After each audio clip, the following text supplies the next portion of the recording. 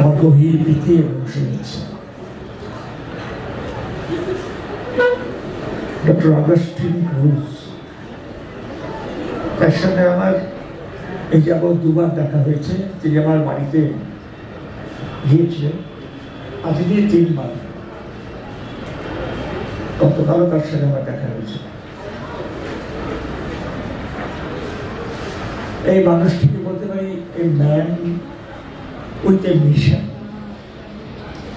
আমরা সবাই এই জীবন যাপন করি, সকলের জীবনে যে মিশন থাকে তা নয়। অনেকটা লক্ষ্যহীন জীবন আমরা যাপন করে যাই। যখন যেমন সমস্যা আসে, সংকট আসে, তখন সেইভাবে তার সম্মুখীন হই, তার সঙ্গে লড়াই করি, জিতি বাহারি, এরকম কিছু একটা হয়। আবার কিছু মানুষ আছেন যাদের জীবনের গোড়াপত্তরই হয় জিজ্ঞাসা দিয়ে, প্রশ্ন দিয়ে, কৌতূহল দিয়ে, অন্বেষণ দিয়ে। এই সেই রকম একজন মানুষ, তিনি জীবন যাপন করাটাকেই বড় কথা মনে করেন না। তিনি মনে করেন যে আমার কিছু প্রশ্নের আমি উত্তর চাই, কিছু রহস্যের সমাধান চাই, কিছু ঘুরে ঘুরে বেড়াবো এটা নয়। এই প্রশ্নের সমাধান করতে গিয়ে তিনি কখনো স্পিরিচুয়ালিস্ট, কখনো কবি, কিন্তু সর্বদাই তিনি অন্বেষণ করছেন।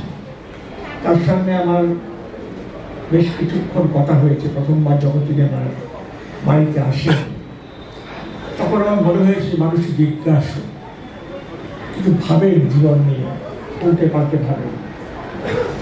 স্পিরিচুয়ালিজম যেমন দেখ, আমরা জানি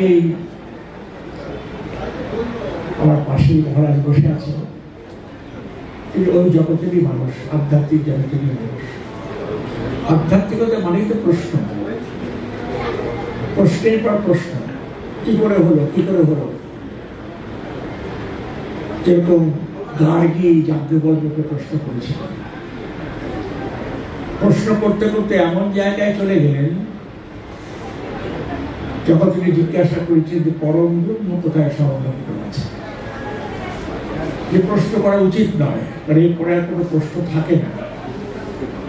তখন যাজ্ঞবল্ক্য বলেছিলেন যে সাবধান গার্গী, আর প্রশ্ন করিও না, তোমার মুন্ড খসিয়া করবে।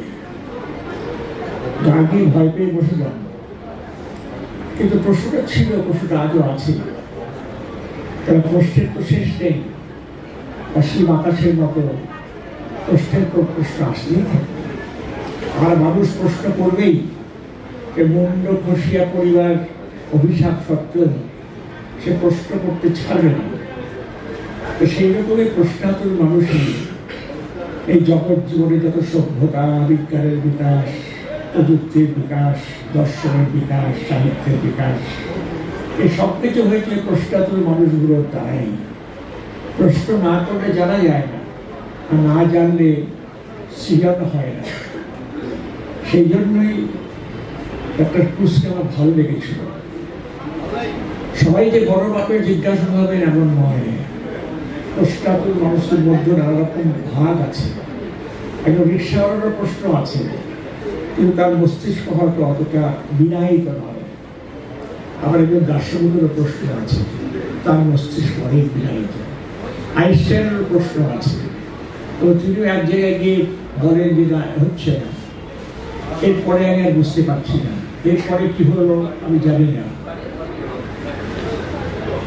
সুতরাং আমরা সবাই এই প্রশ্ন করতে করতেই জীবন যাপন করি। সবাই না হলেও অনেকেই, বেশিরভাগ মানুষই। কিন্তু তারপর আমাদের যা কিছু সৃজন, যা কিছু জিজ্ঞাসার উত্তর, যা কিছু পাই, যেটুকু পাই সেটুকুই আমাদের সম্পদ।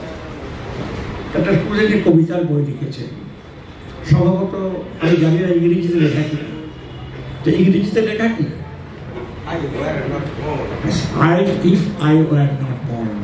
আমি যদি জন্ম না নিতাম।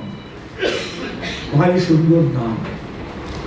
ইংরেজিতে লেখেন, বাংলাতেও লেখেন, মাতৃভাষাতেও লেখেন। বাংলাদেশে মানুষ বিদেশে থাকেন, সুতরাং তার রোমান্টিক মানুষটির বিচরণ অনেকটা ব্যাপক ক্ষেত্রে, আর কিন্তু খুব সাদা